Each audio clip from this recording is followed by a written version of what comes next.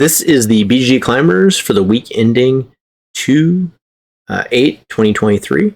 This list is put together every week by Michael Alexander. I'll include links in the description below if you want to take a look at the actual list or subscribe. So let's see what games there are this week. We'll start with Boop. So we've seen this before. This is a 2-player game with these cute little cats. I think there was some early versions of it that might have been print and play or at least available online. Looks like it's doing pretty well. It is a 2-player lighter weight game, so I don't expect this to be in the top 100. But it does look like people are really enjoying it, and it might be something to check out if you're into 2-player lighter weight games. So this is Boop. Number 9, Frostpunk the board game. So I feel like we've seen this before, but it may have been a little while. I don't know if it was just the deliveries hadn't come out yet, or maybe deliveries to the United States hadn't happened yet. Sometimes it does take a little bit longer for the ships to get here and everything to get delivered.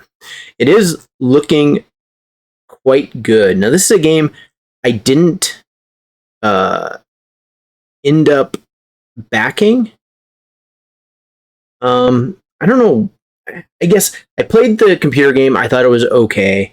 I didn't think it was going to end up being a really great board game, but it seems like at least the people that have gotten it really like it. Now, it is quite large, it looks like. A lot of miniatures.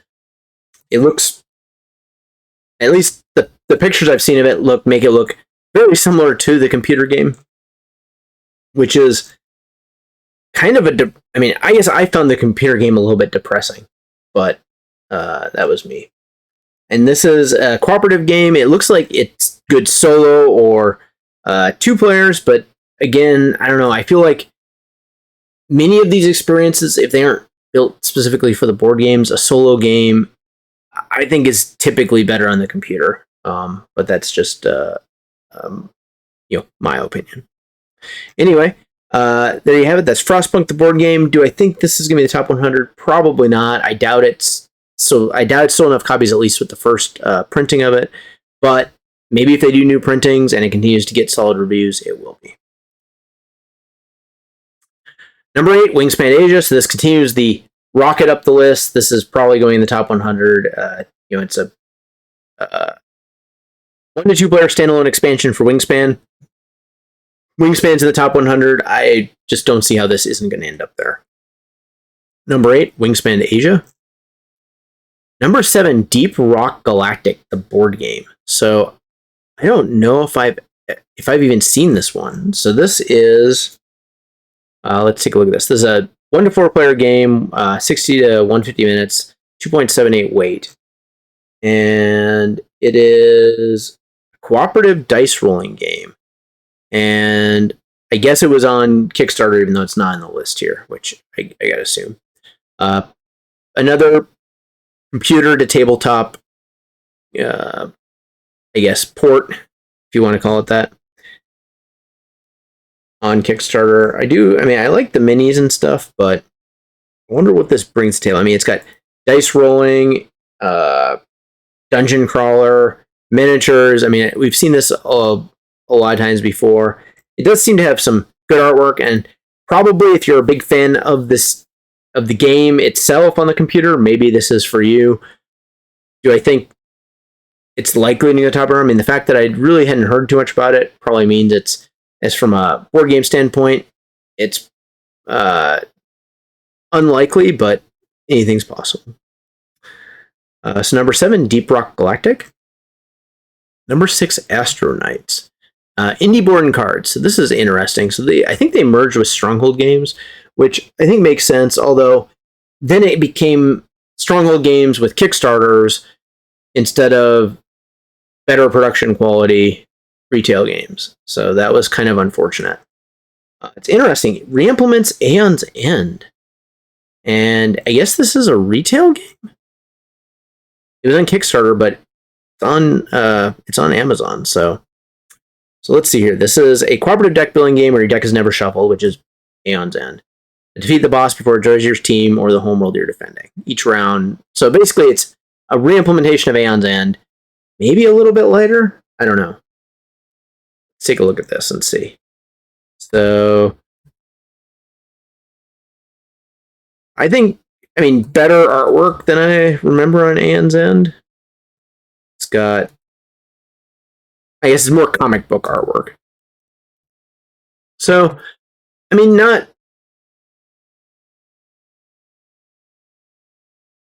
Yeah, I guess probably plays very similar to Aeon's End. It looks like you have some bosses. Maybe things are a little bit more streamlined for simpler play.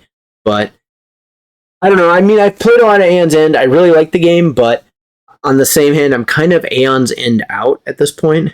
I haven't picked up any of the new versions of the game. I don't know. I've honestly considered selling my copies that I have, but then I'm thinking, well, maybe I will come back to it in a few years or something. So this is Astronauts.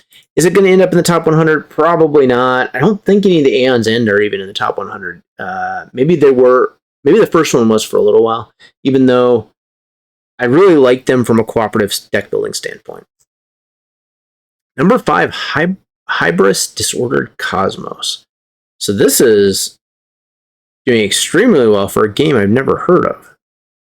So what is this?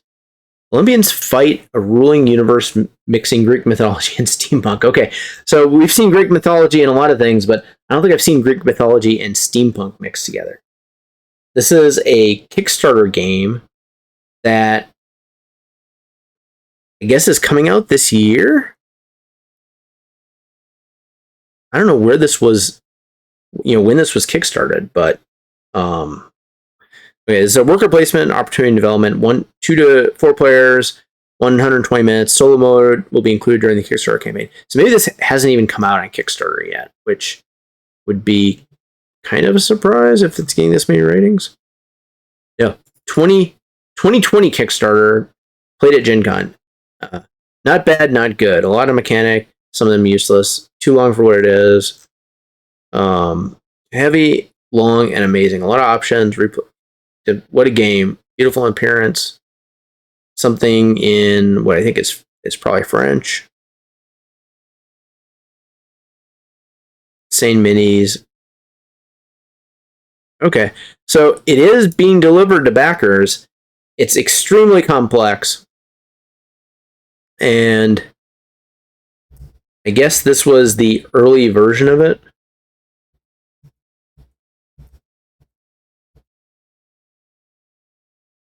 And some miniatures. Minis do look pretty cool, and yeah, they look really good painted. Here's some gameplay at Gen Con or at a convention. It looks good for sure. I don't know. Probably this wasn't on a lot of people's radar at the time. I'm sure if it does really well, this will have an our Kickstarter, and it could conceivably be in the top 100 given its weight and the high ratings here. I'm wondering if this is a little bit of like Kickstarters tend to have come out of the gate with high ratings.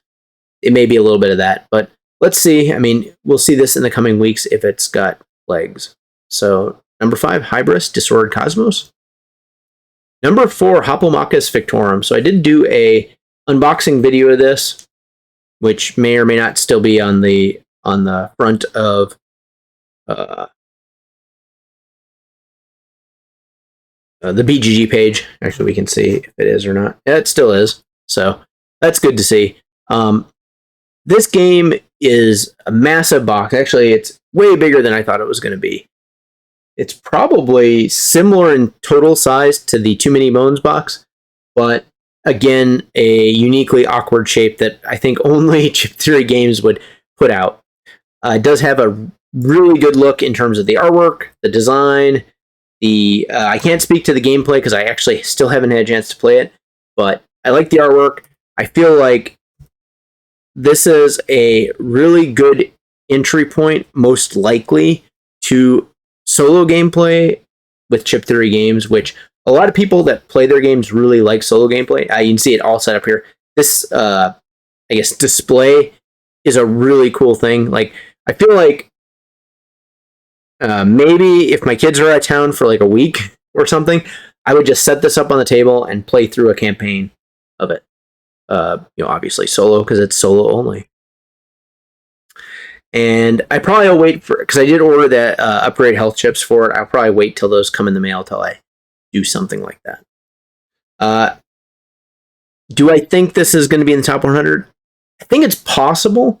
That Chip 3 Games has grown over time. They have a couple, maybe just one game in the top 100 right now, but this is a heavier weight game. It has great presentation, and now that Chip 3 Games is more well known than when they first put this out, it may have the uptake to get on there. So let's see on this one. It is getting pretty strong reviews. Like, people are giving it upper 8s, lower 9s, which is, I think, pretty strong for even a kind of a second version of an existing game out of the gates. So Hoplomachus Victorum. Number 3, Heat Pedal to Metal. So this is an interesting case where it kind of started out a little bit weak, but it's been climbing over time. Part of this could be due to the very positive reviews, especially from like Shut Up and Sit Down. Originally, I thought there was no way this was going to be the top 100. Looks likely that it will end up in there. I don't think at this point, if it's at 192 and it's still trending above 8, it's got a very good shot being the top 100 at this point. So, Heat Pedal to Metal. Number 2, Frosthaven. So this doesn't need any introduction. This is certainly going in the top 100. I think the real question here is, does it end up in the top like 2 or 3, and does it actually beat out Gloomhaven? Now, from the reviews I've seen, it's basically like an upgrade version of Gloomhaven with a little bit better, or a lot better story, and a little bit better gameplay, and a little bit better campaign and building stuff. So, do I think it's probably a better game than Gloomhaven? Yeah. Did I think Gloomhaven was worthy of the number 1 game of all time? Probably not. But I will say, when I played it in the digital version, I thought it was an exceptional game there. When I played it as the board game version, I thought it was solid, but not like a top game. Like, I wouldn't even say it was top 10 for me. I think that it had unique gameplay, but there were some systems in there that I felt like could have been simplified, and the same core gameplay would have been there. So number 2, Frosthaven. Number 1, Europa Universalis, The Price of Power. So this is the Europa Universalis game that I didn't back, but it was on Kickstarter, I feel like forever ago. I don't know. This thing must have been on Kickstarter years ago. A hot mess of fun. Far too long. Okay. Too much investment in time, which is, to be fair, this is why I didn't back the game, is I felt like a game this big is typically reserved for computers. And this person says it feels like Europa Universalis. Doesn't come off, spin off like Crusader Kings or many other.